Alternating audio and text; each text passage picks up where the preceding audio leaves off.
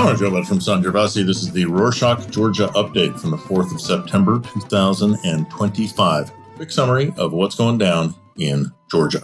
Tuesday the 2nd, the Tbilisi court sentenced 8 people arrested during pro-European protests in November 2024. They're known as prisoners of conscience due to the widely held belief that their arrest was political. Judge Tamar Kavelashvili changed their charges from organizing group violence to organizing or joining disruptive group actions, which carries a lighter punishment. Zvia Kaladze, Vebchia Kasradze, and Vasil Kavelashvili received 2 years and 6 months in prison, while 5 others got 2 years. Prison time counts from arrest, so they'll serve between 1 year and 3 months and 1 year and 9 months. New Article 226 punishes disruptive group actions without requiring proof of violence, unlike the original Article 225, which requires evidence of violent acts. Defense lawyers argue the court had no evidence of organized activity and plan to appeal.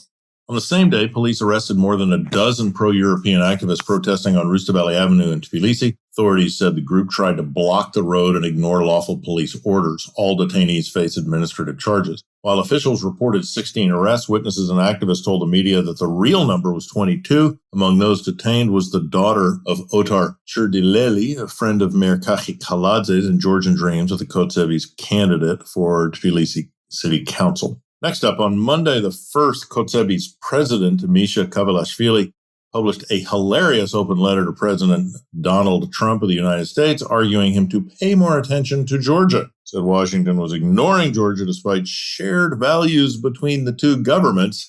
And you know, he's not wrong about shared values with Trump and Bidzina. Kavelashvili accused the deep state of pushing unrest in Georgia through groups like USAID, while Trump's administration looked away. He said that Georgians prevented several attempts at revolution in recent years and remained united against outside interference.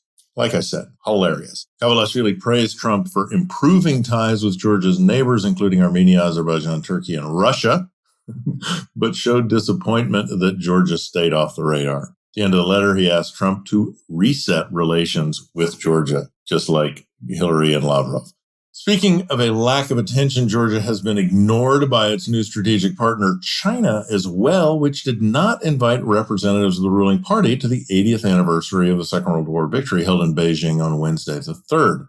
Seems unusual as both Azerbaijan and Armenian leaders attended the event. Remember that Armenia and China also signed an agreement of strategic partnership, marking the growing involvement of China in the region. Changing topics, on our previous episode, we reported that the Tbilisi court froze the bank accounts of several NGOs at the request of the prosecutor's office. Authorities said they are investigating them for trying to sabotage the government during pro-European protests. Since then, pro-government TV channels have been running propaganda against these NGOs, presenting their purchases of basic protective equipment as evidence of anti-state activity. The big reveal was that these NGOs bought medical masks, goggles for eye protection, some raincoats, and first aid kits, none of them in significant numbers. The only thing that can be qualified as some sort of offensive equipment is 35 pepper spray cans, which the Social Justice Center purchased, even though most adherents of the Kotzevi and Kotzevi voters find this hardly enough to validate government toppling charges. While Kaladze is running his re-election campaign as mayor of Tbilisi for a 3rd term, he still finds time to spew anti-Western rhetoric mainly aimed at the EU. Monday the 1st, he said the EU has completely lost the values of Georgia that it once had and that its bureaucracy now causes problems for everyone, including partner countries. He also defended the Russian law targeting NGOs, saying that it brings more financial transparency to politics. Okay, Kachi. Kaladze said that the country has a great record on human rights compared to the previous government. Of course, he didn't mention that over 400 people were brutally assaulted, some of them tortured by the Kotzevi special forces during the pro-European protests. On that note about the EU, the new Eurobarometer shows how EU citizens feel about Georgia joining the EU if the country meets all the required criteria. 46% of citizens from 27 EU member states support Georgia's membership. 43 oppose it. Support's highest in Sweden at 71%, followed by Lithuania and Latvia at 62%. Denmark at 61%. Opposition strongest in Austria, where 64% reject Georgia's membership, followed by the Czech Republic, Germany, Italy, and France. In general, 56% of EU citizens support further enlargement of the bloc.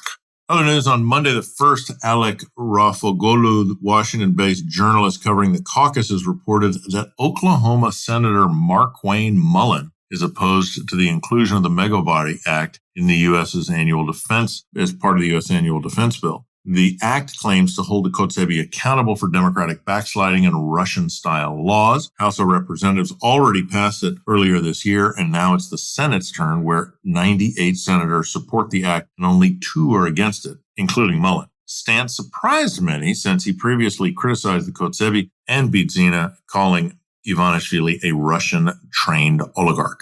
In a shocking incident in Kutaisi in western Georgia, it went viral after a Tik-Tok live stream showed a grandmother hitting her 2-year-old grandchild. Video captured the child knocking over a plate of food, after which the grandmother struck the kid on the hand and head. After public outrage, the police arrested her on charges of violence.